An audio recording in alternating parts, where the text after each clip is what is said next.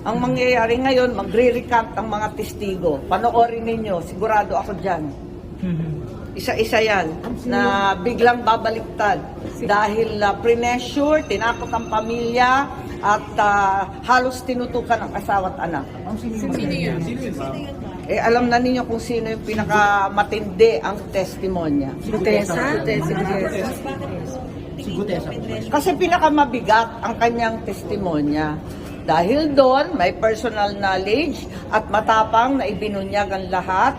Talaga naman, tinakot ng todo-todo ang mga pobreng testigo. Hindi tama itong gawain nila. Ma'am, siguro sa lang ba o ang iba pang witness na magaling? Sorry? May intention po ba na ipagtakutan doon sa mga...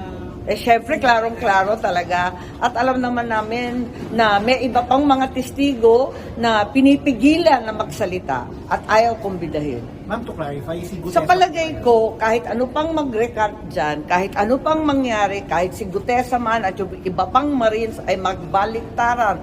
Di ba sinisiraan na siya, naumpisahan na peke daw, yung nag-notarize, nag-falsify daw, kung ano-ano ang sinasabi.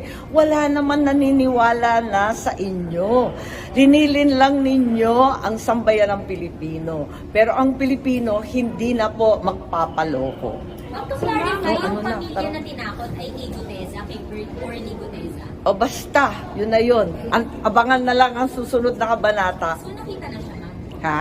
Si Gutesa nakita na. Basta, oo. Basta alam ko na magbabaliktaran ang mga testigo. Asahan ninyo, tinakot ng tinakot. Tapos, yung mga gustong magsalita pa ay itinago o talagang sinabihan na huwag nang magsalita.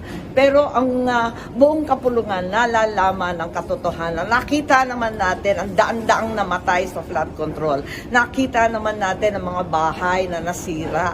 Alam naman natin ang katiwalian at kilala natin ang mga mukha ng mga gumawa. Ang sino yung nasa likod ng pananakot?